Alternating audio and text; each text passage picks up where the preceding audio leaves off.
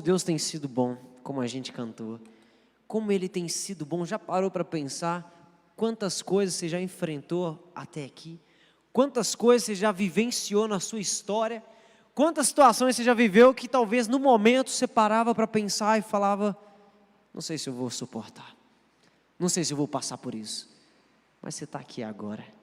Você está aqui agora porque é o seu Deus que te sustenta. É Ele que levanta você. É Ele que fortalece você. É Ele que fortalece os seus joelhos de modo que você pode caminhar em vitória. E hoje é mais um dia onde o Senhor quer renovar o seu coração. Hoje é mais um dia onde o Senhor quer abrir os seus olhos para te mostrar que ainda existe muita coisa para você viver, de que ainda existe sentido para a sua vida, de que ainda existe propósito para você, porque o amor dele não parou, o poder dele não parou. O mesmo Deus que atuou lá no passado, que fez coisas grandiosas, é o mesmo Deus que está aqui agora, ouvindo você cantar, ouvindo você orar, ouvindo você clamar a Ele. É o mesmo Deus. Nós estamos numa série de mensagens chamada Pessoas Comuns Vivendo Histórias Extraordinárias. Esse é um título para você, amém? Você recebe? Glória a Deus. Talvez você olhe para a sua vida e fale: mas eu sou uma pessoa tão comum, o que tem de bom em mim? Será que pode sair alguma coisa boa de mim? Pode. Esse ano nós estamos em uma série de mensagem única, e até dezembro nós estaremos estudando esse tema. E para acompanhar nós vamos falar de pessoas, personagens bíblicos, que foram absolutamente comuns no seu tempo, mas que viveram o sobrenatural de Deus, porque souberam estar aos pés do Senhor, souberam viver o plano que Deus tinha para eles, souberam viver o propósito que Deus tinha para eles. E se você está aqui hoje, tem propósito sobre a sua vida, tem plano de Deus sobre a sua vida. Você não é só mais um na história da humanidade. Você tem noção que você foi levantado este tempo, este foi o momento para você nascer e fazer a diferença nessa geração. Mas para isso a gente precisa ouvir o que Deus tem para a gente e seguir a luz da sua palavra. Quem estava aqui domingo passado? Domingo passado foi a primeira mensagem da nossa série e o pastor Juan falou sobre Adão e Eva. Na quinta-feira nós continuamos a nossa série de mensagens e falamos sobre Noé, uma mensagem abençoada que o Vitor trouxe para nós. E agora a gente vai falar sobre a vida de Abraão e Sara. O que esse casal tem para nos ensinar? E a gente vai falar um pouco sobre o plano de Deus para o casamento. E como que o plano de Deus para o casamento pode transformar toda uma geração, pode transformar a sociedade. Então, se você está aqui, se você é casado, solteiro, se você é noivo, se você é viúvo, não tem problema, essa mensagem é para você. E Deus tem um direcionamento para a sua vida. Mas antes da gente entender o plano de Deus para o casamento, é importante a gente entender o que é casamento. Porque num período como esse que a gente vive, 2023, às vezes você pode encontrar pessoas que olham para o casamento de uma maneira muito desvalorizada. Pessoas que olham para o casamento e acham que casamento é uma coisa que não é tão importante assim. As pessoas não precisam se relacionar para casar. Talvez isso nem é necessário nos dias de hoje. Até porque em um namoro se tem exatamente tudo aquilo que se vive num casamento. No noivado alguém pode experimentar tudo aquilo que casados já experimentam. Isso porque as pessoas não entendem o conceito de uma relação. Pessoas acham que relacionamentos servem para consumir o outro. Relacionamentos servem para você desfrutar daquilo que o outro tem para você. Mas na verdade não é esse o plano do Senhor para nós. Não é esse o plano de Deus para uma relação. E pelo fato das pessoas entenderem relacionamento como bem de consumo, elas são extremamente criteriosas na sua escolha. Porque pensam: se não for tão bonito, não combina comigo. Se não tiver um salário acima da média, não está no nível de se relacionar comigo. Se não tiver um bom nome na empresa, se não for alguém muito influente, não é uma boa pessoa para eu me relacionar. Ou melhor, se não tiver todas essas características, não é uma pessoa boa para o meu filho, para a minha filha. Não é uma pessoa muito boa para o meu irmão, para a minha irmã, para os meus parentes. Porque o nosso intuito é consumir a outra pessoa. É olhar para ela e ver o que essa pessoa tem de bom para agregar na minha vida. Quando na verdade, casamento é presente de Deus para que a gente possa alcançar o propósito que Ele designou para nós. E toda vez que uma pessoa se casa na perspectiva do consumo, toda vez que ela entra numa relação na perspectiva do desfrute, ela se frustra. Ao longo do tempo, ela deixa de ter uma aliança verdadeira com o cônjuge. Ela deixa aquela seriedade, porque ela não entende que quando ela casou, ela assumiu um compromisso não apenas com o outro, mas prioritariamente com Deus. Porque casamento é coisa de Deus. Então a falência de uma sociedade, ela começa na falência do relacionamento matrimonial. A falência de uma geração, ela começa na falência de um casamento. Mas antes de um divórcio, começa aqui, numa crise de conceito, num conceito deturpado sobre uma relação. E o pastor costuma dizer, você sabe que padrão de pensamento, ele modela o nosso comportamento, de modo que agora o nosso comportamento vai autorizar uma intervenção espiritual. Então aquilo que eu penso sobre o casamento vai dizer como eu vou me portar dentro dele. E a maneira como eu ajo dentro dessa relação vai dizer o que é que vai acontecer na minha vida espiritual, seja bom ou seja ruim. Logo, a falência do casamento, ela não começa no ato, no divórcio, mas no conceito que eu tenho acerca dele. Se a ideia que a gente tem de casamento está errada, está deturpada, então o matrimônio também vai estar. Então a próxima geração também vai estar. A falência do casamento, ela não começa, querido, na separação dos bens, mas ela começa na mente do indivíduo. Não é necessário a gente nem estar casado para entender isso. O solteiro que ainda pensa em se casar, se ele tem um conceito errado sobre o casamento, ele já está declarando falência à sua família futura. O casal de noivos que está prestes a se casar e que acha que casamento é consumo do outro, ele está prestes a entrar num casamento muito falido. Porque para alguns, falar da decadência matrimonial talvez não é nem mesmo um assunto de tanta urgência. Talvez ele até pense, não tem problema eu usufruir daquilo que o outro tem. Até porque todo mundo faz isso. A vida é assim. Eu olho para as pessoas e eu percebo que eles querem casar para que eles sejam felizes. E não porque eles já são felizes e querem agora a dois alcançar o propósito do Senhor.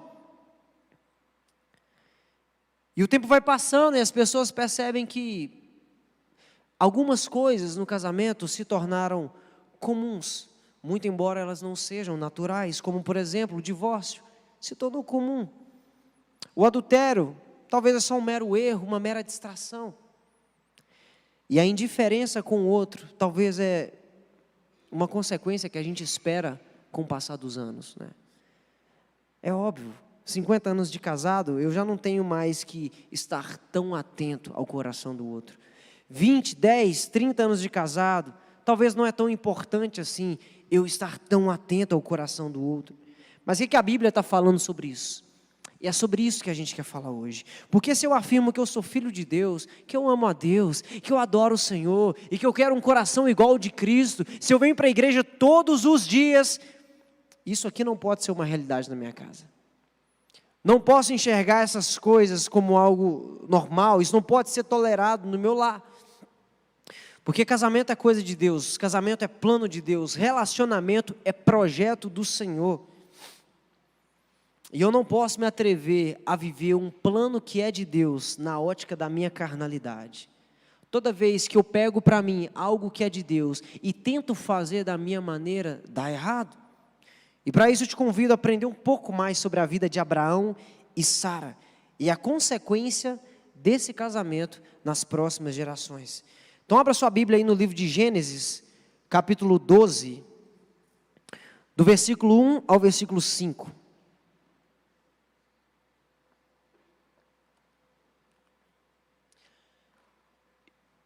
Gênesis capítulo 12, do verso 1 ao verso 5. Todos acharam? Quem não achou, espera aí.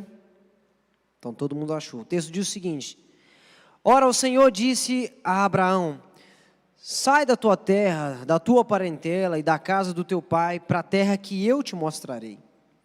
E far-te-ei uma grande nação, e abençoar-te-ei, e engrandecerei o teu nome, e tu serás uma bênção. E abençoarei os que te abençoarem, e amaldiçoarei os que te amaldiçoarem. Em ti serão benditas todas as famílias da terra.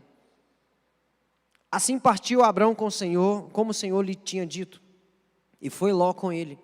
E era Abraão da idade de 75 anos, quando saiu de Harã. E tomou Abrão a Sarai, sua mulher, e a Ló, filho de seu irmão, e todos os bens que haviam adquirido, e as almas que lhes acresceram em Harã, e saíram para ir à terra de Canaã, e chegaram à terra de Canaã. Amém?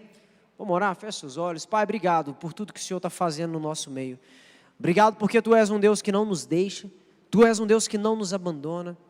O Senhor sabe, Deus, da realidade do nosso coração. O Senhor sabe tudo que a gente vive. Somente o Senhor sabe como a gente está começando esse ano e como nós estamos começando essa semana. Mas o que a gente pede é um direcionamento poderoso do Senhor para que a gente viva o extraordinário de Deus. O que a gente pede é a Sua intervenção para nos mudar, para abrir nossos olhos neste momento, de modo que a gente viva a imagem do Teu Filho Jesus, de modo que a gente viva o plano do Senhor para a nossa casa. Em nome de Jesus eu agradeço. Amém. Querido, há um certo ditado que diz o seguinte: Deus não tirou um osso da cabeça de Adão para fazer Eva, para que Eva não dominasse sobre ele. Mas Deus também não tirou dos pés de Adão um osso para fazer Eva, de modo que Adão não dominasse sobre ela. Mas Deus tirou da costela, debaixo do seu braço, para que o homem pudesse protegê-la, mas também do lado do seu coração, para que o homem pudesse amá-la. Para mostrar que eles são iguais, não nos papéis, não nas funções, mas na importância diante de Deus. E para a gente continuar, eu queria que a gente pudesse falar um pouco sobre esses papéis, sobre como que o homem, ele pode ser um homem de Deus, e como a mulher pode ser uma mulher de Deus, de modo que essa casa possa prosperar, de modo que esse casamento possa avançar. Então, para cumprir o plano de Deus para o casamento, a gente vai entender algumas funções. E primeiro, na vida do homem, no casamento, Deus deu a ele a função de liderar e direcionar. A função de fazer aquilo que Deus manda, de fazer a palavra de Deus valer naquela casa, de fazer com que o direcionamento que Deus deu a ele se cumpra na sua família. Na vida de Abraão, nós vemos como que esse homem foi usado por Deus, como que Abraão foi um homem que prosperou, como que Abraão foi um homem que cumpriu a promessa de Deus.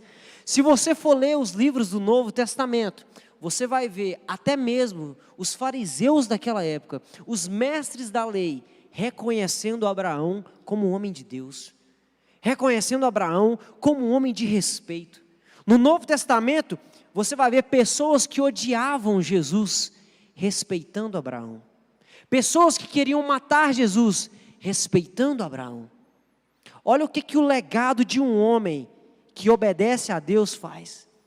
Olha até onde foi a vida de Abraão, o exemplo de Abraão, porque ele cumpriu o propósito de Deus para a sua casa e para a sua descendência. Um homem que honrou a liderança que Deus confiou a ele. Um homem que honrou o direcionamento que Deus colocou nas suas mãos. Ele foi um homem lembrado. Ele foi um homem honrado. Muitos pais, talvez, eles olham para os seus filhos e ficam com o questionamento: será que quando eu for velhinho, meus filhos eles vão olhar para mim com o respeito que eu acho que eu mereço? Será que quando eu for avô, quando eu tiver netos e bisnetos, será que eles vão dar testemunho de quem eu sou, como um bom testemunho, como exemplo de vida a ser seguido? Abraão foi esse homem. No versículo 1 a gente viu que quando Abraão recebe o direcionamento de Deus, quando Deus fala para ele: Abraão, sai da sua terra, sai da casa do seu pai e vai para um lugar onde eu vou te mostrar. Abraão não apenas obedece e vai, mas ele leva com ele suas responsabilidades. Abraão leva a sua esposa Sara, Abraão leva o seu sobrinho Ló, Abraão leva todos os seus bens, Abraão leva todos os seus servos.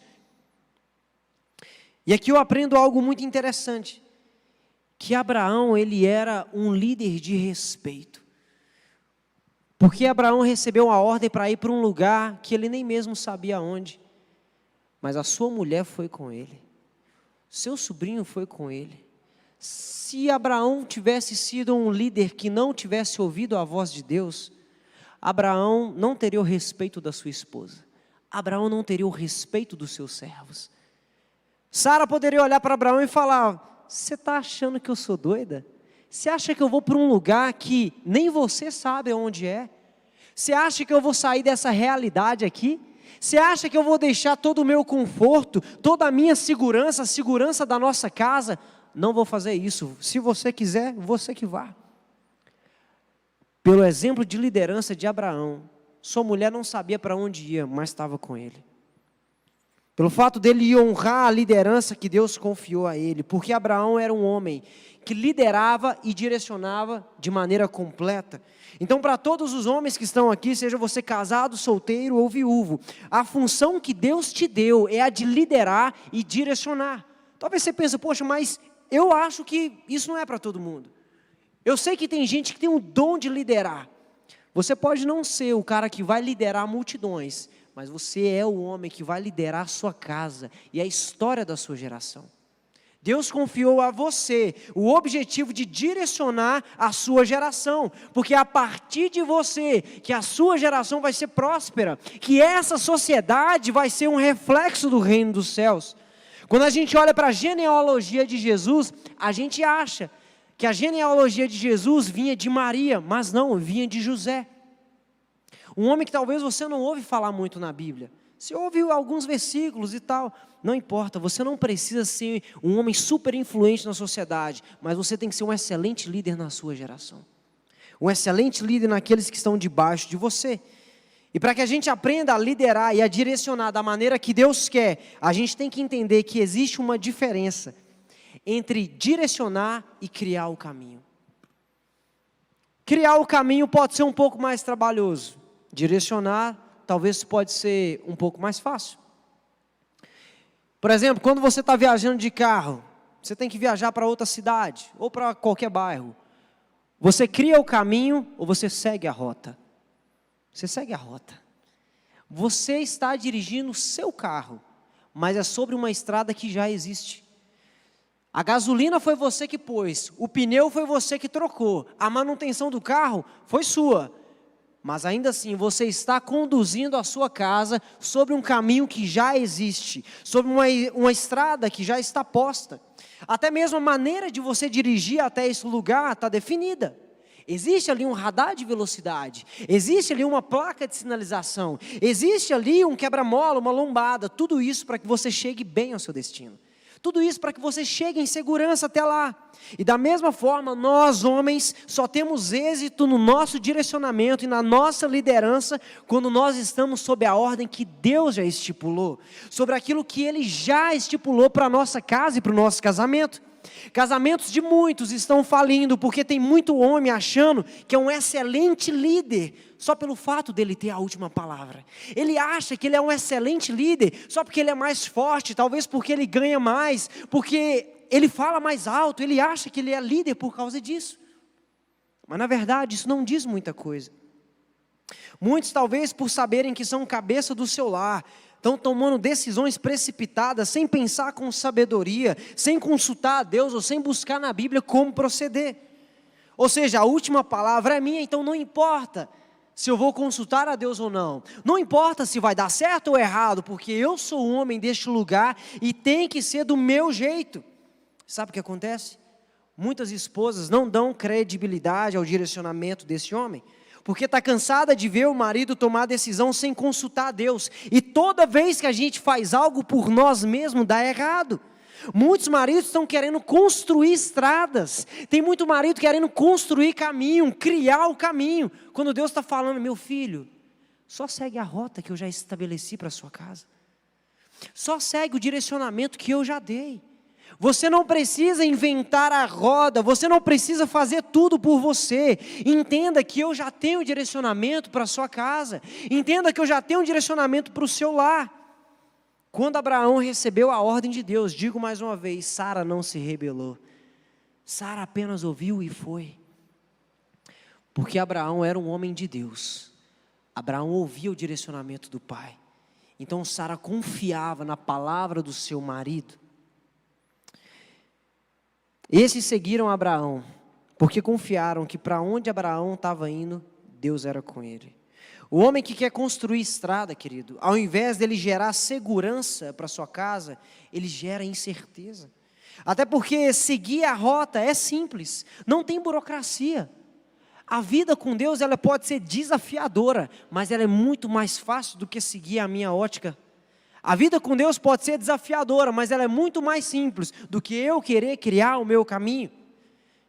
Talvez você olhe no Waze e fala, esse caminho aqui pode ser que demore um pouco mais. Deixa eu passar por um atalho que eu aprendi há 15 anos atrás. Quanta coisa pode dar errado por causa disso? Quanta coisa pode não funcionar? Você quer ver um exemplo? Deus mandou a gente amar a esposa e investir na vida espiritual dela, cuidar dela. O que muitos homens estão fazendo? Se matando de trabalhar para trazer conforto e não pastoreiam o coração das suas mulheres. Muitos problemas dentro de casa seriam resolvidos se ao invés dele pagar uma casa muito cara, se ele amasse essa mulher, e se ele discipulasse o seu coração, se ele cuidasse dos seus sentimentos, se ele abrisse os olhos dela para aquilo que é certo. Um casamento que Deus planejou é aquele homem tá íntimo o suficiente de Deus para poder fazer aquilo que ele mandou para sua mulher.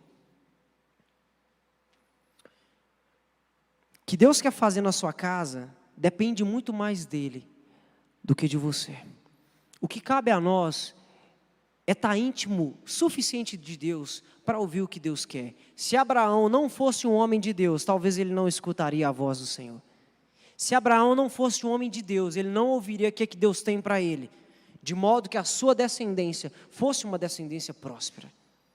De igual modo, a mulher, Deus deu à mulher a função de auxiliar esse homem no propósito. Existe uma missão para casa, existe uma missão para a família. O homem tem que ouvir a voz de Deus e passar para a mulher aquilo que Deus mandou. E a mulher tem a função de auxiliar no propósito que Deus já tem para eles. Gênesis capítulo 17 diz o seguinte: disse Deus mais a Abraão: a Sarai, tua mulher, não chamarás mais pelo nome de Sarai, mas será Sara o seu nome, porque eu hei de abençoá-la, e darei a ela um filho, e abençoarei, e ela será mãe de nações, reis de povos sairão dela. Quando Abraão recebe a promessa do Senhor, Deus contava com a presença de Sara. Deus contava com a vida de Sara. Como que Abraão seria pai de uma nação se não houvesse uma esposa idônea? Como Abraão seria pai de multidões, pai de uma geração se não houvesse uma mulher que abraçasse o propósito junto com ele? Abraão não teria êxito em tudo aquilo que ele teve se não fosse a sua esposa. Certa vez eu ouvi uma frase, e essa frase me guiou até o dia que eu casei, que dizia o seguinte: o êxito de um homem tem muito a ver com o tipo de mulher que ele tem do seu lado. O êxito de um homem tem muito a ver com a mulher que Deus colocou ao seu lado. Uma vez que homens talvez estão se abstendo da voz de Deus no direcionamento, acontece que o casamento começa a falir. A mulher está ali para auxiliá-lo, para sustentá-lo nessa missão, para sustentar o seu marido e também potencializar os seus filhos nessa missão. Mas uma vez que os homens estão sendo omissos na sua função de liderar, e as coisas começam a desandar dentro de casa, a mulher ela se sente na obrigação de tomar a liderança, de tomar as rédeas e fazer as coisas acontecerem. Logo ela deixa o seu papel de auxiliar, e agora ela começa a querer direcionar. E o casamento desanda, a casa desanda, o propósito desanda quando os papéis estão invertidos. O homem se torna omisso e a mulher toma para si a responsabilidade da casa. E o pastor costuma dizer uma coisa muito interessante que está na Bíblia. A Bíblia fala o seguinte: os passarinhos eles não trabalham, mas eles comem o melhor dessa terra. E o pastor diz: por que isso acontece? Porque o passarinho está exatamente onde Deus colocou. Os lírios do campo eles não tecem, mas eles vestem o melhor dessa terra. Por quê? Porque os lírios do campo estão exatamente onde Deus plantou. Experimenta colocar um passarinho debaixo da água, ele vai morrer. Experimenta plantar um lírio do campo no deserto. Muito embora seja uma planta que tenha raízes, não vai funcionar no deserto, muito embora a mulher talvez consiga fazer a função do homem, esse casamento não vai atingir o seu potencial, porque Deus deu ao homem a função de liderar e à mulher de auxiliar. Agora a gente quer que o casamento dê certo, mesmo quando os papéis estão invertidos, não vai funcionar, porque não foi assim que Deus planejou. E talvez muita gente pode dizer, mas qual é o problema se a mulher dá conta? Ela dá conta de liderar a casa, ela dá conta de trabalhar, ela dá conta de instruir os filhos, ela dá conta de passar a mensagem do Senhor. Mas a questão aqui não é a capacidade feminina. A questão aqui é a posição que Deus ordenou, porque Ele, melhor do que ninguém, sabe como fazer as coisas funcionarem. Se Ele criou o casamento, por que eu vou querer fazer diferente? Se Ele criou o casamento, estipulou uma maneira para funcionar, por que nós estamos querendo inverter os papéis? E Provérbios 31 mostra qual que é o padrão de Deus para a mulher. O que Deus sonhou para todas as mulheres? Quando Deus a fez, o que Deus esperava? E eu gostaria de trazer alguns versículos para nós. Diz o seguinte: mulher virtuosa, quem a achará? Seu valor excede ao de rubis. O coração do seu marido está nela confiado, assim ele não necessitará de despojo. Ela só lhe faz bem e não mal, todos os dias da sua vida. Muitas esposas querem a responsabilidade dos seus maridos, mas não querem assumir a sua própria responsabilidade. Quantos maridos aqui podem dizer que confiam nas suas esposas? Quantos maridos podem dizer, na minha ausência, a minha esposa resolve com a mesma excelência? Na minha ausência, a minha esposa sabe fazer na mesma maestria. Quantas esposas podem dizer que só fazem bem ao seu marido e nenhum mal?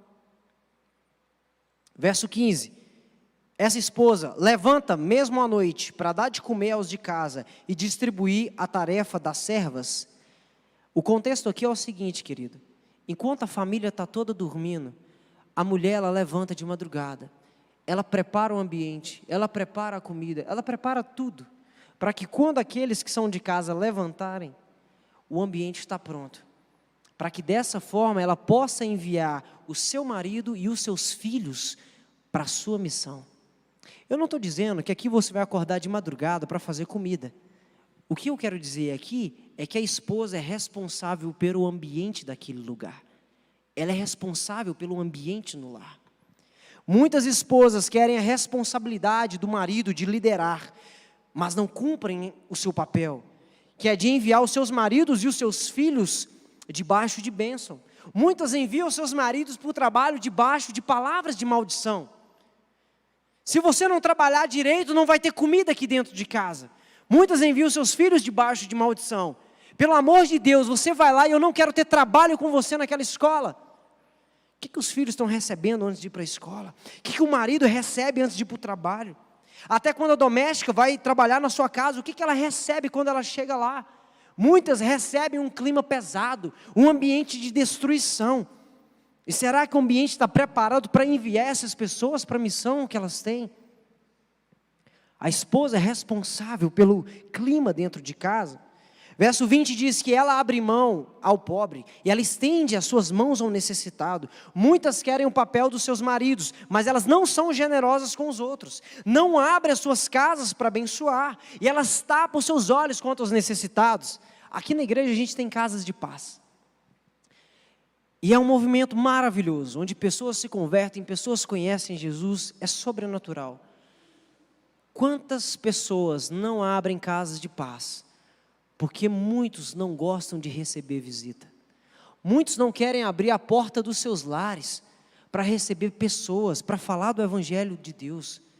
Se Deus te deu uma casa para cuidar, é para que quando as pessoas entrem lá dentro, elas sintam o alívio do Espírito Santo. É para que elas sintam a presença de Deus através da sua vida. Verso 25, a força e a dignidade dessa mulher são os seus vestidos. E quanto ao dia de amanhã, ela não tem preocupações. A mulher que Deus sonhou, ela é forte, ela é digna, ela confia em Deus para o amanhã, mas quantas, por não confiarem no Senhor, trazem desespero para o seu lar. A mulher de Provérbios, ela sabe portar com estrutura diante dos problemas, ela não traz desespero para o marido, ela é equilibrada. Tem muita piadinha aí que se tornou comum no mundo, em que fala que Mulher, às vezes, é ligada no 320, às vezes ela fica preocupada ali, não sei o quê. Isso pode ser comum, mas isso não é normal. Não é isso que Deus sonhou para a mulher. Não é isso que Deus planejou para a mulher de Deus. A mulher de Deus, ela é equilibrada. As coisas estão pegando fogo, está caindo pedra lá fora, mas ela é equilibrada. Ela confia em Deus. Olha isso aqui, o que o texto fala. Ela confia quanto ao dia de amanhã, não é desesperada. Verso 26, abre a sua boca com sabedoria, e a instrução da bondade está na sua língua. O casamento falido é aquele cujas mulheres não são sábias no falar. A língua traz discórdia, a língua traz rancor, a língua traz amargura, e por onde ela passa traz desordem. Muitas mulheres às vezes acham que o problema está no ambiente em que elas entram. Só que às vezes não para pensar que muitas vezes a língua não está falando com sabedoria. A língua não está bem dizendo a família do marido, não está bem dizendo o trabalho do marido, não está falando bem do próprio marido. O padrão de Deus para a mulher é isso aqui. Seu marido a louva dizendo, verso 29, muitas mulheres têm procedido virtuosamente, mas tu és, de todas, a mais excelente. Quantos maridos podem dizer, existem muitas mulheres virtuosas, mas de todas, a minha é a melhor. Tem muita mulher ponta firme aí, mas a minha não se compara. Ela supera de todas as formas, todas as mulheres virtuosas. Verso 30, enganosa é a beleza e vã a formosura, mas a mulher que teme ao Senhor, essa sim será louvada.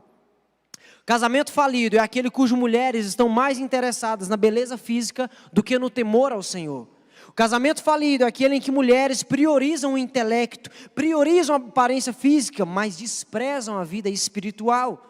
Se vê nela muitos diplomas, se vê nela muita maquiagem, se vê nela muita roupa estilosa, mas não se vê nela o fruto do Espírito em evidência. Não estou dizendo que não tem, muitas têm, muitas são salvas, muitas são crentes no Senhor, mas fala mais alto a maquiagem do que o coração generoso. Fala mais alto a maneira de se vestir do que a alegria. Fala mais alto nela a carreira. O diploma fala mais alto, mas não fala mais alto nela a paciência do Espírito Santo, o amor, a bondade, tudo aquilo que o fruto do Espírito gera. Eu tenho 26 anos.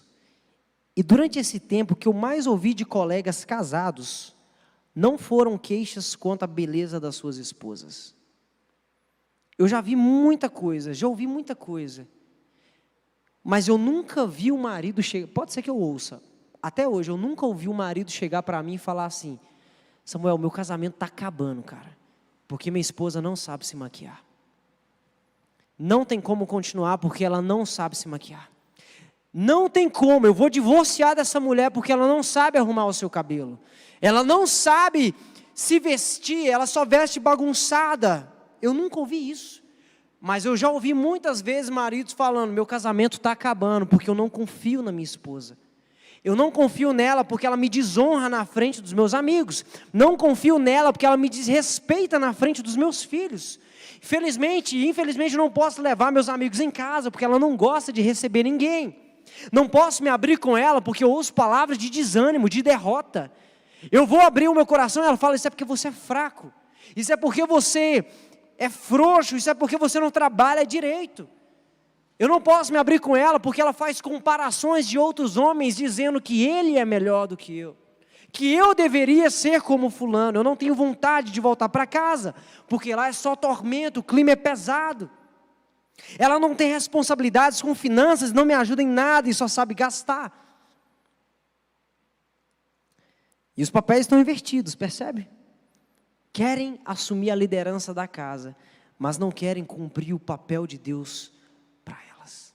Muitas são assim. Mas sabe o que é mais interessante nisso aqui? Nesse texto de Provérbios 31? Todas essas características, dentre outras que eu ainda nem citei, são de uma mulher cujo nome nem está na Bíblia. Se você pesquisar, você não vai achar o nome dessa mulher na Bíblia. E aqui eu aprendo que essa mulher foi uma mulher comum, que viveu uma história extraordinária. Essa mulher que não era uma rainha, não era uma governante, não era nada disso, era uma mulher que não tem nome na Bíblia, mas ela foi exatamente aquilo que Deus queria. Você pode não ter um nome muito conhecido na sociedade, mas você pode ser exatamente aquilo que Deus sonhou para você. Você pode ser o padrão de Deus que vai influenciar uma geração. Você pode ter crescido em um ambiente que não te favoreceu em nada disso aqui. Você pode não ter tido nenhum tipo de exemplo disso aqui. Mas se você é uma pessoa comum, Deus pode fazer a sua história ser surpreendente. E é isso que a gente espera.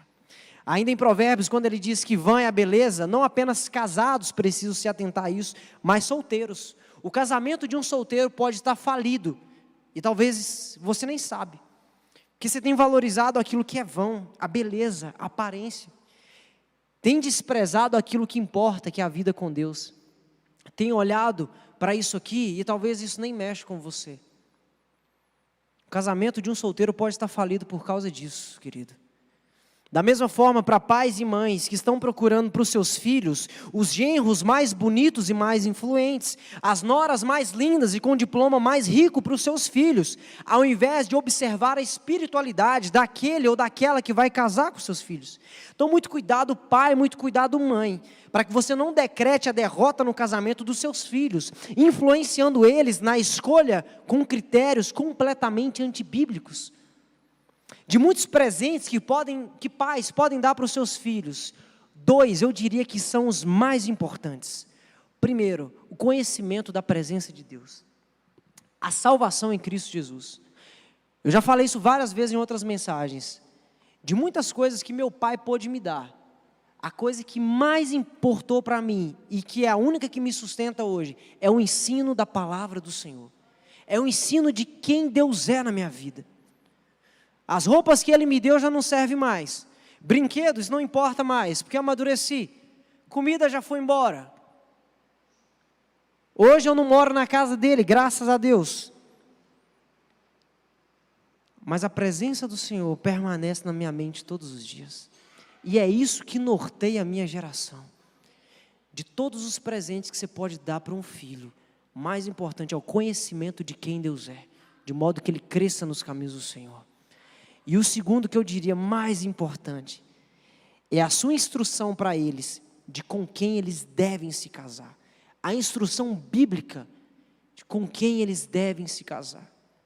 Porque talvez você ensinou eles na presença e no caminho do Senhor, mas se não ensinou com quem se relacionar, pode ser que esse garoto e essa garota tenham uma extrema dificuldade em perpetuar a missão que ela tem na geração. Porque se relacionar com alguém que não conhece a Deus e que despreza as Escrituras e que não leva com seriedade a vida com Deus, pode ser que esse casamento tenha muita dificuldade. Um certo comentarista bíblico, ele falou o seguinte: a razão pela qual Deus usou a costela para fazer a mulher, era que esse era o único osso que ele poderia tirar do corpo de Adão, sem que deixasse ele aleijado. Se na hora que Deus fosse fazer Eva, ele tirasse um braço de Adão, talvez esse homem não conseguiria dirigir. Se Deus tirasse o dedão desse homem para fazer a mulher, talvez ele perderia o seu equilíbrio. Mas como ele tirou da costela, ele conseguiu fazer da mulher sem danificar a imagem do homem. E isso exemplifica o presente do casamento. Tanto o homem quanto a mulher é um presente um para o outro. Então, às vezes, quando a gente olha para o nosso cônjuge, homem, quando olha para a sua esposa e afirma que o seu casamento atrapalhou a sua vida, você está dizendo para Deus: Deus, você me deixou aleijado quando você me deu essa mulher. Toda vez que o homem fala, você só me leva para o buraco, eu estaria melhor se eu estivesse sozinho, se eu estivesse solteiro. Você está dizendo: Deus, o presente que o Senhor me deu está estragando a minha história. Isso é incoerente. Porque lá no Éden, quando Deus tirou da costela para fazer Eva, o texto diz que Deus pegou Eva e entregou até Adão. O texto não diz que Deus tirou da costela, fez Eva e deixou Eva perdida no jardim, até que Adão encontrasse. O texto não fala isso. O texto fala que Deus levou até Adão. Isso é um presente. A esposa é um presente para o marido. Agora pensa, o que Deus acha dessa postura? Quando talvez não está sendo exposta em palavras, mas está sendo cultivado no coração. Porque para Deus não há diferença. Da mesma forma que Deus formou Eva da costela de Adão, e com isso não danificou o seu design, é incoerente dizer que a sua esposa é um peso na sua vida. Porque o propósito do casal é viver em cumplicidade. O propósito que Deus te dá é para que ele seja cumprido a dois. E Deus não te dá nada que vai atrapalhar a missão que Ele entregou nas suas mãos. Então, assim como Sara foi dada a Abraão, e com isso contribuiu no propósito de Deus na terra, logo a mulher que Deus te deu é exatamente aquela que você precisa, para que a missão de Deus se cumpra na terra. Provérbios 18, verso 22 fala o seguinte, olha só: quem encontra uma esposa, acha uma coisa boa, e alcança o favor do Senhor. E aqui não está falando se ela é alta, se ela é magra, se ela é advogada, ou se ela trabalha dentro de casa. O texto fala, o homem que encontra uma esposa, encontra o favor do Senhor. A Bíblia não está dando característica a ela. Se você tem uma esposa, e se você está aqui dentro, eu quero dizer, o favor de Deus está sobre a sua vida. A bênção de Deus está sobre a sua vida. Depois que eu casei, eu fiquei muito melhor. Deus me deu um favor dele sobre a minha vida, glória a Deus. Provérbios 10, versículo 22 diz o seguinte: a bênção do Senhor enriquece e não acrescenta dores. Olha só, o que a gente aprende? A esposa é um presente. E se a esposa é um presente, a esposa é uma bênção. Mas em Provérbios também diz que a bênção que Deus dá, ela enriquece e não acrescenta dores. Ou seja, você que tem uma esposa, você já tem um favor do Senhor. E essa bênção, ela tem que enriquecer na sua vida e não acrescentar dores. E talvez você pense, você fala isso porque você não conhece a minha mulher. Você fala isso porque você não sabe a cruz que eu carrego dentro de casa. Você não sabe a dor de cabeça que eu tenho. Mas a Bíblia também diz que isso é responsabilidade do homem. A responsabilidade das ações da mulher é do marido. Observe em Gênesis capítulo 17, versículo 17. Olha isso aqui. Quando Deus promete a Abraão que daria para ele um filho vindo de Sara, o versículo 17 diz que Abraão riu dessa promessa. Abraão debochou da promessa, porque Abraão não acreditava que ele poderia receber um filho. Abraão desprezou, ele falou assim: Deus, olha a minha idade, olha a idade da minha esposa, você acha que eu vou ter um filho? Abraão debochou da promessa de Deus. Só que mais adiante, no verso 18, Sara repete o mesmo comportamento. Mais uma vez, Deus chega para Abraão e fala assim: Abraão, fala para Sara que eu vou mudar o nome dela. Ela não vai ser Sarai, agora é Sara, porque eu vou dar para ela um filho. Ela vai ficar grávida. O texto diz que Sara estava ouvindo de fundo e ela começou a rir. E ela também debochou, desacreditada da promessa de Deus, porque ela era velha e Abraão também era velho. E nesse momento, então, Deus chama Abraão e exorta Abraão. Por causa da descrença da sua esposa, Deus chama Abraão no canto e fala: Abraão, por que sua esposa está rindo? Por que Sara está rindo da minha promessa? Por acaso eu não sou o Deus do impossível? Por acaso eu sou um Deus que faz as coisas pela metade? Será que ela não sabe que eu sou o Deus que pode operar milagres? Abraão, por que sua esposa não está com o coração no lugar certo? Percebe o comportamento se repetindo? Se lá no início Abraão não tivesse reagido com descrença à promessa de Deus, Sara também não reagiria. Mas Abraão reagiu com descrença. Se Abraão tivesse reagido com fé às palavras de Deus e instruído Sara com a mesma seriedade, com a mesma fé, a situação seria diferente. A instrução é dada ao homem, cabe a ele transmitir à sua esposa, aos seus filhos e à sua geração as palavras do Senhor. Então, se a esposa, na mente de muitos, tem sido um peso, tem sido uma cruz, se ela não tem sido exatamente o que Deus projetou para ela, a responsabilidade é do marido, que não tem entregado a ela a direção que Deus tem dado, que não tem pastoreado com êxito. E muitos, talvez, ao longo do casamento, tenham em mente: nossa, eu escolhi mal. Por que eu não fiquei com fulano? Por que eu não fiz aquela outra escolha? Por que eu não fiz isso? Por que eu não fiz aquilo? A questão agora que você está casado não é que você escolheu mal. O problema é que você lidera mal. O problema agora não é os pecados da esposa, mas a postura de omissão do marido que não trata esses pecados. A omissão do marido em relação à esposa traz a falência do casamento. Percebe então que a princípio o problema não está na escolha que você faz, mas na maneira que você lida com a sua escolha? Porque Sara errou quando debochou da promessa do Senhor, mas foi Abraão que foi chamado no canto. Em outras palavras, está vendo, Abraão? Se você tivesse reagido com fé, se você tivesse transmitido a mensagem com seriedade, a realidade da sua casa seria diferente. Porque além dela ouvir o que você fala, ela percebe a sua atitude. Além dela ouvir o que você diz, ela observa a sua postura. E esse comportamento é repetitivo.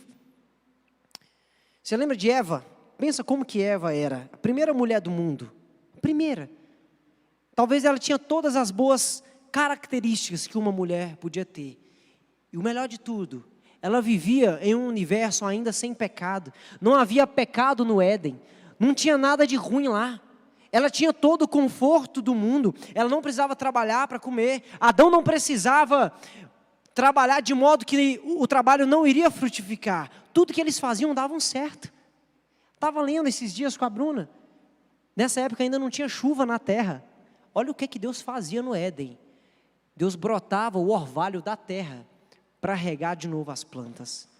Olha como o Éden era perfeito. Essa mulher não tinha do que reclamar.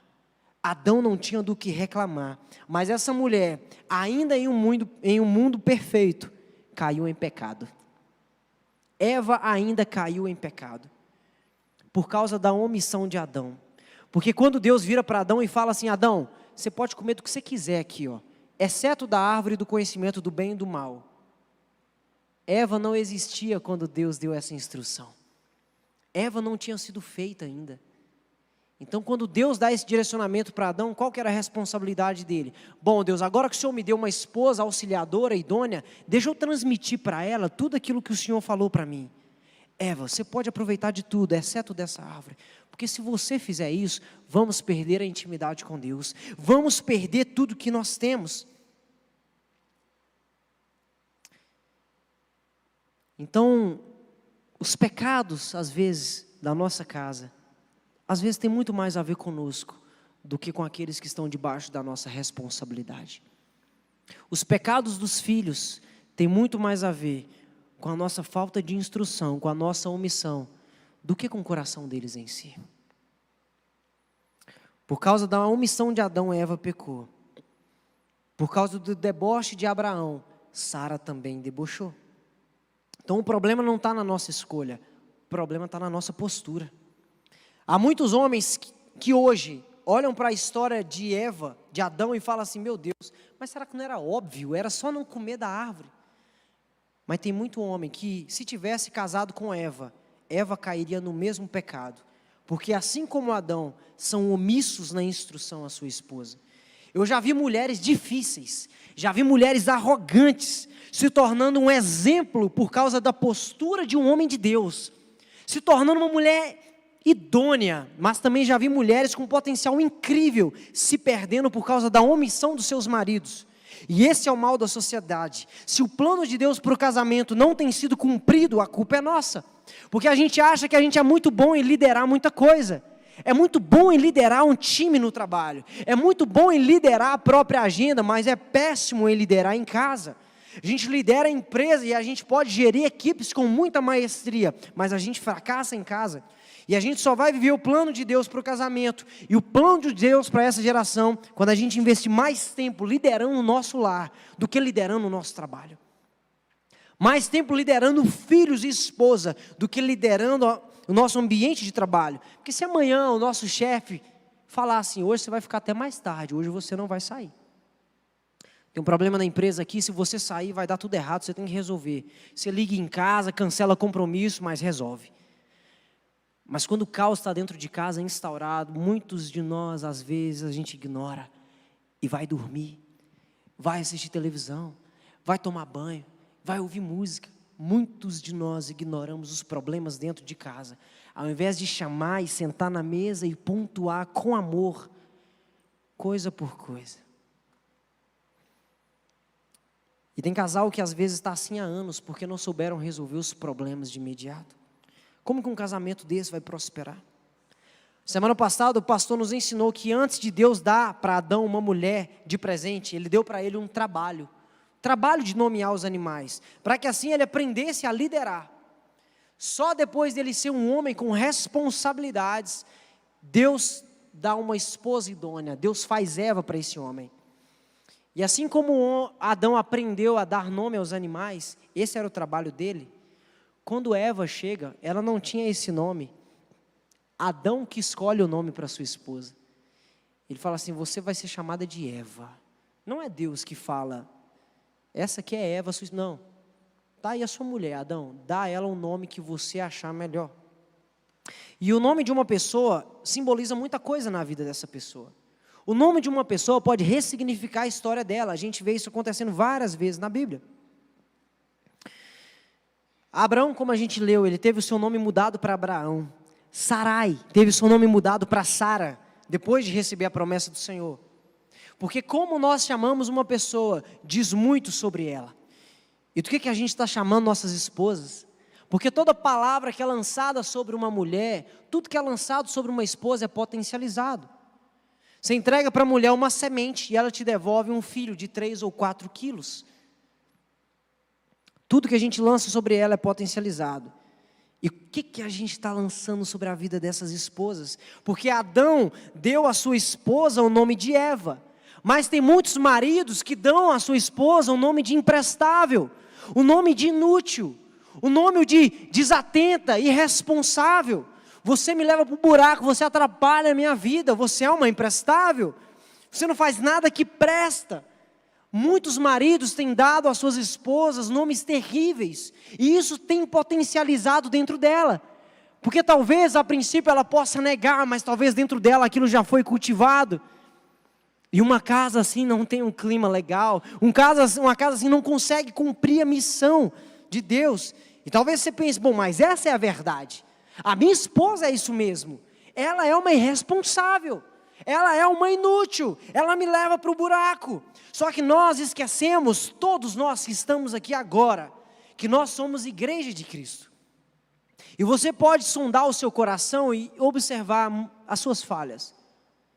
Talvez você melhor que ninguém aqui pode dizer aonde é que você tem errado.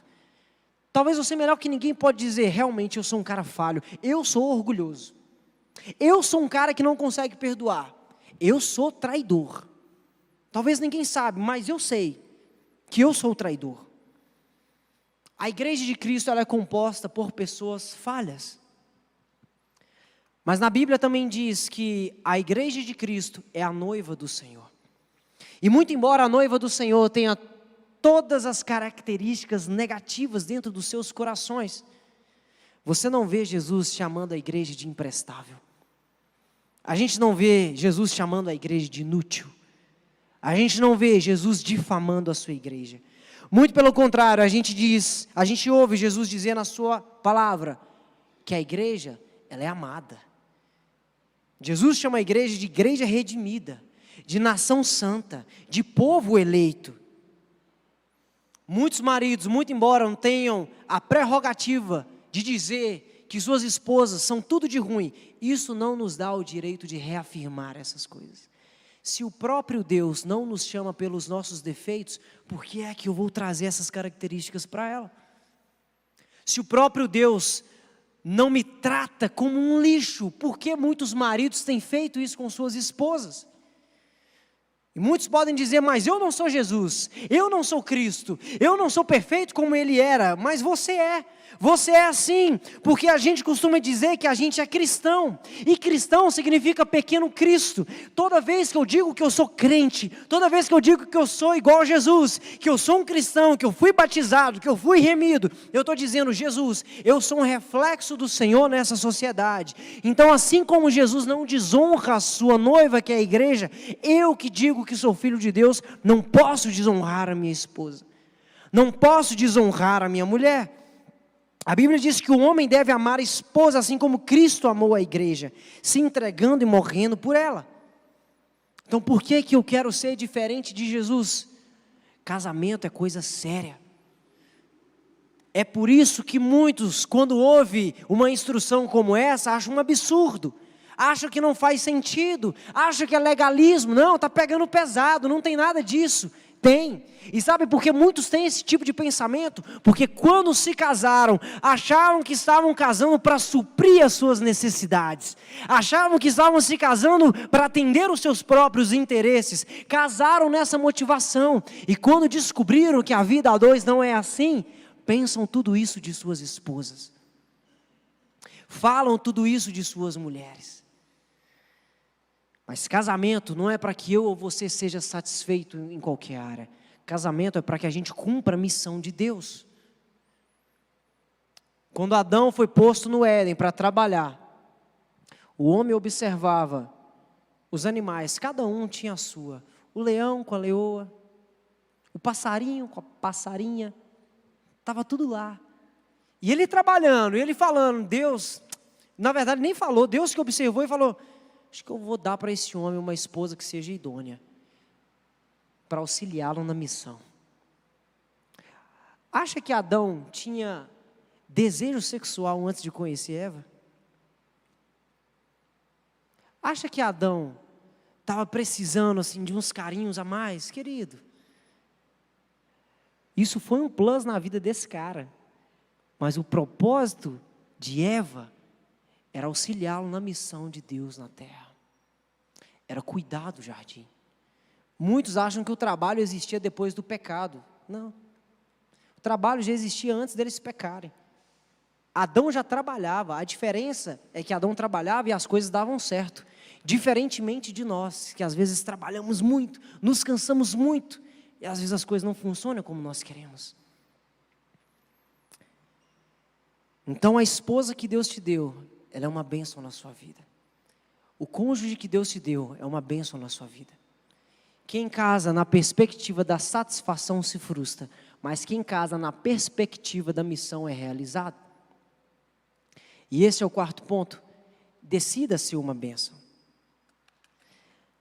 A Bíblia não diz que Jesus amou a igreja apaixonado. A Bíblia não diz que Jesus morreu numa cruz apaixonado, cheio de emoção, ou carregado de sentimentalismo. A Bíblia não diz isso. A Bíblia não fala nada disso. Porque morrer pela igreja e se entregar por ela cheia de motivação é aceitável. Talvez um jovenzinho apaixonado por uma garota, ele vai falar, não, eu morro por essa menina, porque eu estou apaixonado. Eu morro por ela, eu faço o que for, porque eu estou apaixonado por ela. A Bíblia não fala que Jesus morreu apaixonado pela igreja. A Bíblia fala que Jesus morreu em obediência ao Pai. Nós não precisamos de emoção.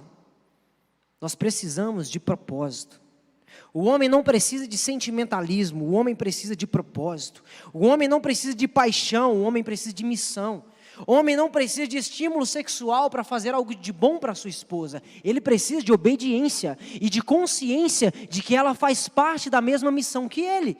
Homens imaturos é que vivem como adolescentes. Homens imaturos é que vivem em busca de motivação e paixão e estímulo sexual para ser uma bênção na vida da sua casa.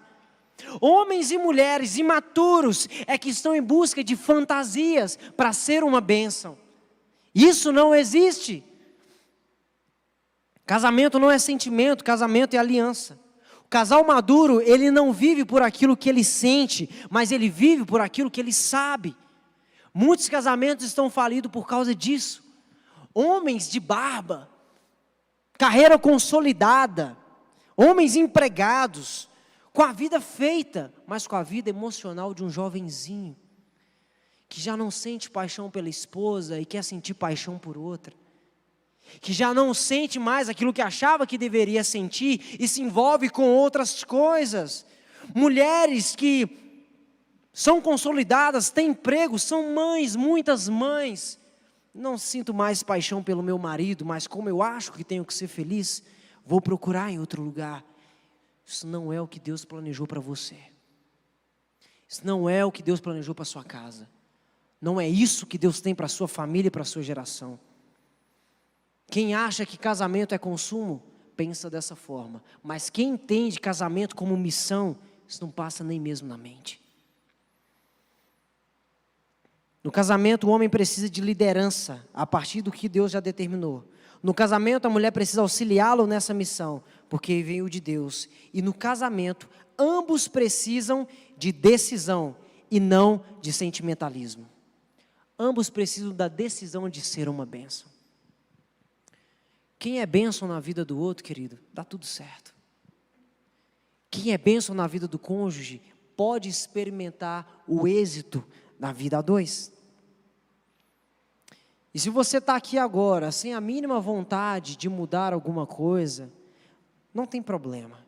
Porque a gente não está falando aqui de emoção e nem de sentimento. A gente está falando de decisão.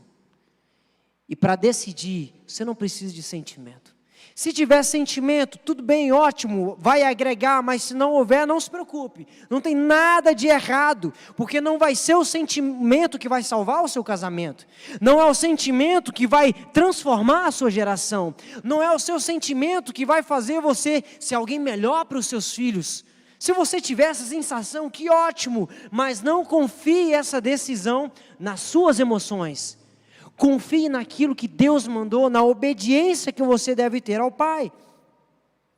E o propósito de Deus para a sua família é que vai restaurar o afeto.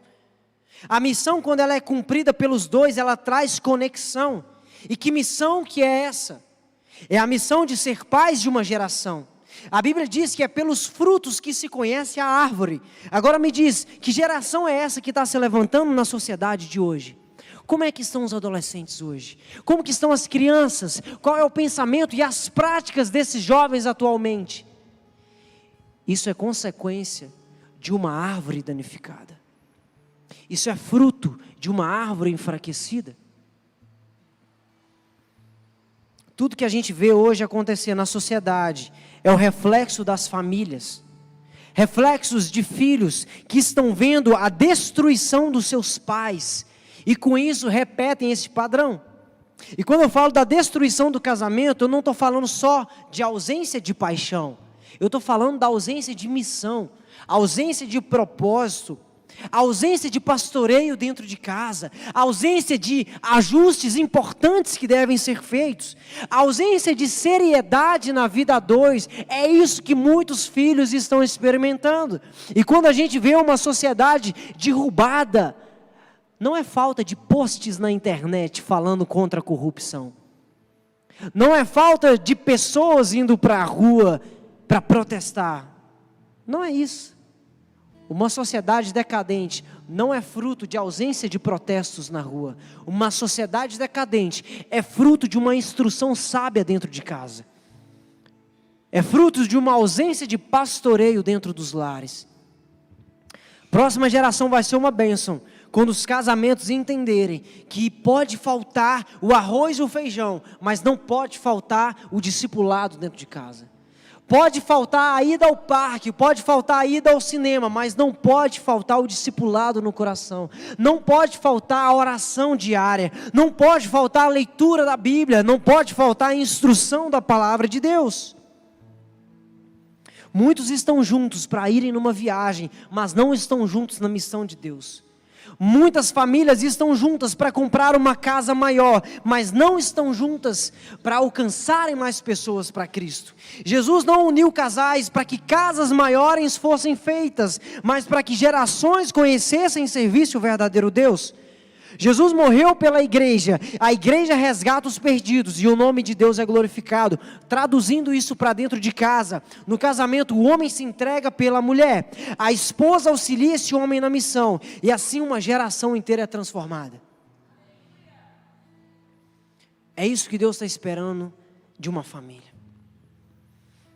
Talvez eu estou pensando que o meu sonho é construir um patrimônio maior. Isso é bom, isso é legal. Mas que o seu esforço seja maior em produzir uma geração mais frutífera. Que o seu suor seja mais intenso para produzir uma esposa mais santa, filhos mais apaixonados pela presença do Senhor, filhos mais apaixonados pela missão de Deus. Querido, eu sou filho de pastor, e na minha infância eu cresci com muitos colegas, e infelizmente muitos deles não conhecem a Deus hoje, não mais como deveriam conhecer, porque eu me lembro muito bem de pais que privavam os seus filhos do convívio do Senhor, que privavam os seus filhos do crescimento espiritual, para priorizar o crescimento do seu intelecto.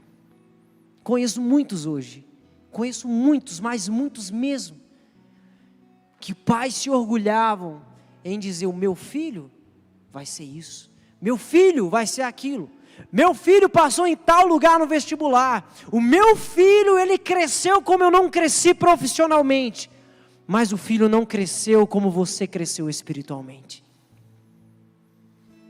Muitos pais, pela ausência da instrução em casa, hoje sofrem e choram, porque vê os seus filhos ganhando bons salários, mas não vê os seus filhos com a vida espiritual que um dia sonharam que tivessem.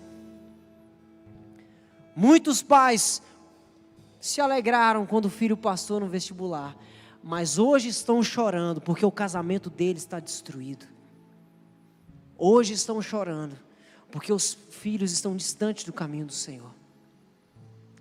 Muito cuidado para que você não produza uma geração que não glorifique a Deus.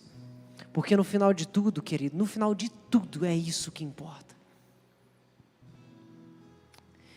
E para encerrar, ontem, eu e Bruno, a gente estava lendo o livro de Gênesis, a gente está acompanhando no devocional toda a trajetória bíblica. E a gente estava lendo um pouco sobre a vida de Ló, que foi esse sobrinho de Abraão. Lembra? Quando Abraão saiu da terra dele, ele levou a esposa, levou Ló, levou seus servos, levou seus bens. E a gente estava lendo um pouco sobre a vida de Ló, o que aconteceu com ele. Ló estava morando em Sodoma e Gomorra. Aquela cidade que Deus já não estava aguentando mais, pelo nível de pecado daquele povo. A Bíblia fala que o cheiro estava subindo mal às narinas de Deus, pelo nível de perversidade daquela cidade. Deus falou o seguinte: vou destruir esse povo, vou destruir a cidade. Só que tinha um homem lá, que era descendente de Abraão, que era Ló. E Deus falou assim: eu preciso destruir essa cidade, porque o pecado aqui está demais. Mas por causa de Abraão, eu vou livrar a vida de Ló. Eu vou livrar a casa de Ló, a esposa de Ló e suas filhas. Até os genros de Ló, eu vou livrar. Então Deus manda 2 anjos para a casa de Ló. E os anjos falam assim: Ló, você tem que sair dessa cidade imediatamente, porque Deus vai mandar fogo aqui, vai destruir esse lugar por completo. Ló gostou da ideia. Falou: não, tudo bem, a gente vai sair. Só que Ló ficou mocegando para sair. Ló fez corpo mole para sair da casa dele e daquela cidade. E os anjos estão assim: Ló, a gente vai botar fogo nessa cidade. Se você não sair daqui, você vai morrer e a sua geração também. E Ló, não, com certeza, eu tenho que sair daqui. Vou falar com minha esposa, vou falar com as minhas filhas, a gente vai sair desse lugar. Quando é de madrugada, os anjos desesperados: Ló, você tem que sair desse lugar, porque a gente vai jogar fogo aqui e você vai morrer.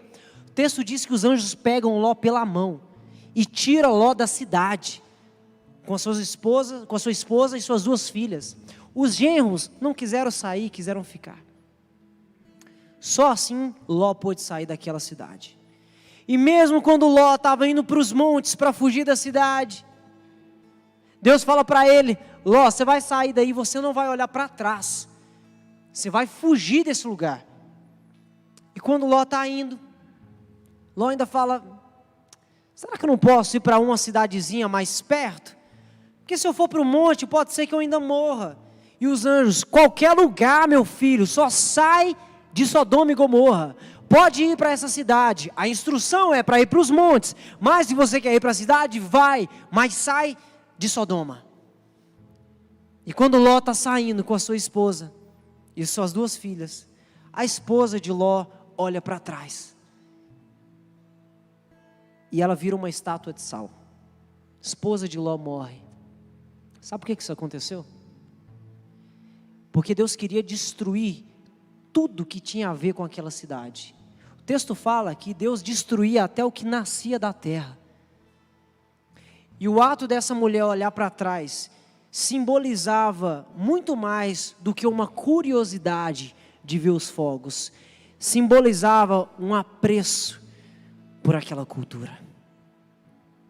Aquela mulher olhou para trás porque ela sentiu saudade. Aquela mulher olhou para trás porque dentro dela estava arraigada a cultura daquela cidade. Por causa da covardia de Ló, essa mulher morreu. Se Ló fosse um homem que tivesse pastoreado o coração da sua esposa, ela sairia de Sodoma com um coração grato, mas porque não soube trazer instrução para sua esposa, ela morreu. Mais para frente, Ló está fugindo errante pelo deserto com as 2 filhas e resolve entrar numa caverna. Nessa caverna, as 2 filhas, conversando entre elas, falam assim: a gente não tem marido, e a descendência do nosso pai vai ficar perdida. Então vamos embebedar o nosso pai de vinho, e à noite a gente fica com ele, para que a gente engravide, e tenha uma descendência. E assim elas fizeram. Engravidou uma noite, a mais velha se deitou e ficou grávida. Na noite seguinte, embebedou de novo, a mais nova engravidou. E assim se deu a família de Ló. Pensa no nível de liderança que Ló tinha dentro da sua casa. Não soube pastorear sua esposa e ela morreu. Não soube pastorear suas filhas. E olha o nível de perversidade que essas meninas cometeram. Olha o nível de pecado que essas meninas cometeram, porque não souberam ouvir a instrução. Ou melhor, Ló não soube pastorear a sua casa. E assim ficou a história de Ló. Sabe o que eu aprendo aqui? Ló não merecia a misericórdia de Deus. Ló recebeu por causa de Abraão. Mas Ló não soube honrar a misericórdia e a graça de Deus sobre a vida deles. Hoje você pode sair desse culto com 2 decisões. Você pode decidir honrar a misericórdia de Deus sobre a sua vida, sobre a sua casa e sobre a sua descendência. E ter uma posteridade tão próspera como a de Abraão, que é lembrado até os dias de hoje como o pai da fé. Ou você também pode ter um destino como o de Ló, que recebeu a instrução de Deus. E que tinha tudo nas mãos, ele não merecia nada. Ele não merecia nada, mas por causa de Abraão ele recebeu uma segunda chance, mas não soube aproveitá-la. Por causa de Jesus nós estamos aqui, nós não merecemos uma segunda chance. Por causa de Jesus a gente tem essa oportunidade, mas cabe a você decidir se a sua geração vai ser uma bênção ou não. Você não precisa de sentimento agora, não precisa. Você acha que Ló estava com vontade de sair da sua casa e ir para o caminho errante no deserto sem saber para onde ia? Abraão saiu sem saber para onde ia. Ló também saiu sem saber para onde ia. Mas um se acovardou e não honrou a misericórdia de Deus. O outro soube fazer bom uso. Você pode sair deste culto de uma maneira ou de outra, mas só decida por aquilo que Deus já tem feito na sua vida. Porque você pode ser uma pessoa comum, mas que vai viver uma história extraordinária. Você pode ser uma pessoa comum, mas que vai viver o sobrenatural de Deus. Amém? Porque Ele ama você, Ele ama a sua casa, Ele ama a sua geração. E você está aqui hoje com a oportunidade de fazer tudo diferente. Feche seus olhos, se coloque de pé, vamos orar.